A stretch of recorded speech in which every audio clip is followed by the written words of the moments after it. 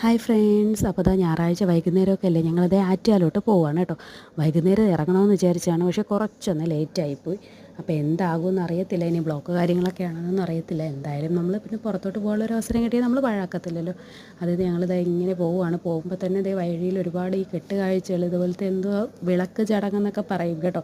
എന്തോ നേർച്ചയുടെ ഭാഗമായിട്ട് അങ്ങനെയൊക്കെ പോകുന്നതാണ്. ഓരോ അമ്പലത്തിൽ നിന്ന് നമ്മുടെ ഈ ആറ്റുകാല അമ്പലത്തിൽ ഉത്സവം തുടങ്ങി തീരുന്നതിൻ്റെ അന്ന് വരെയുള്ള ഓരോ ദിവസവും ഇതുപോലെ കെട്ടുകാഴ്ച, ഈ ചെണ്ടമേളവും ഇങ്ങനെ ഓരോരോ സംഭവങ്ങൾ അകമ്പടിയോടുകൂടി അവർ പോകും കേട്ടോ. പോയിട്ട് ദേവിയെ കണ്ട് 3 വട്ടം ചുറ്റി തൊഴുത് തിരിച്ച് ആ അമ്പലത്തിലേക്കോ അങ്ങനെ നേർച്ച എവിടെ നിന്നാണോ തുടങ്ങിയത് അവിടേക്ക് തിരിച്ച് പോകുന്നതാണ് കൺസെപ്റ്റ് കേട്ടോ. ഇത് നമ്മുടെ ആ ഉത്സവം തുടങ്ങിയ അന്ന് തൊട്ട് ഉത്സവത്തിൻ്റെ അവസാന ദിവസം വരെ നമ്മളെപ്പോൾ ആറ്റുകാലോട്ട് പോയാലും നമുക്കിത് കാണാൻ പറ്റും കേട്ടോ. ഇത് പക്ഷേ നല്ല രസമാണ് കേട്ടോ. ഓരോ നമ്മുടെ ഓരോ അമ്പലത്തിൻ്റെയും അല്ലെങ്കിൽ ഓരോ അവരെന്താണോ റെപ്രസെൻ്റ് ചെയ്യുന്നത് അതിനെ അനുസരിച്ചുള്ള ഓരോരോ രൂപങ്ങളായിരിക്കും കേട്ടോ. ഒരു രൂപത്തിൽ നിന്ന് വേറൊരു രൂപത്തിൽ എന്തെങ്കിലും ഒരു വ്യത്യാസം ഉണ്ടായിരിക്കും. അപ്പോൾ അതിൻ്റെ കറക്റ്റ് ഐതിഹ്യത്തിനെ പറ്റി എനിക്കറിയത്തില്ല. അങ്ങനെ നമ്മളിതാ പോയപ്പോഴത്തേക്ക് ഒരുപാട് കെട്ടുകാഴ്ചകൾ ഇതുപോലെ പോകുന്നുണ്ടായിരുന്നു കേട്ടോ.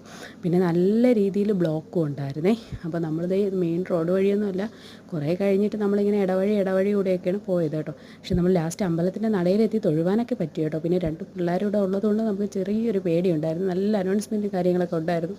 നമ്മുടെ ഈ സ്വർണം സൂക്ഷിക്കണം, മാല സൂക്ഷിക്കണം, പിന്നെ എന്തുവാ പേഴ്സ് സൂക്ഷിക്കണം, കുഞ്ഞുങ്ങളെ സൂക്ഷിക്കണം.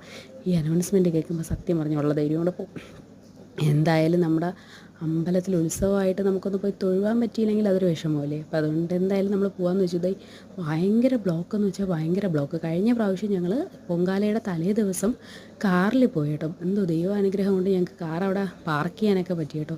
പക്ഷേ ഇപ്പോൾ നോക്കുന്നത് ഞങ്ങൾ ഇത്രയും ദിവസം മുന്നേ പോയിട്ട് പോലും നമുക്ക് 2 വീലർ പാർക്ക് ചെയ്യാൻ തന്നെ നമ്മൾ ഒരുപാട് കഷ്ടപ്പെട്ടു. എന്തായാലും ദേവിയുടെ അനുഗ്രഹം എല്ലാവർക്കും കിട്ടട്ടെ അല്ലേ. അപ്പോൾ ദേ നമ്മൾ തിരിച്ചു വന്ന് ക്ഷീണത്തിലൊരു മൊജിറ്റൊക്കെ കുടിച്ചിട്ട് നമ്മൾ വീട്ടിലേക്ക് പോവുകയാണ്. ഡീറ്റെയിൽഡ് വീഡിയോ നാളെ ഇടാം കേട്ടോ. Tata bye.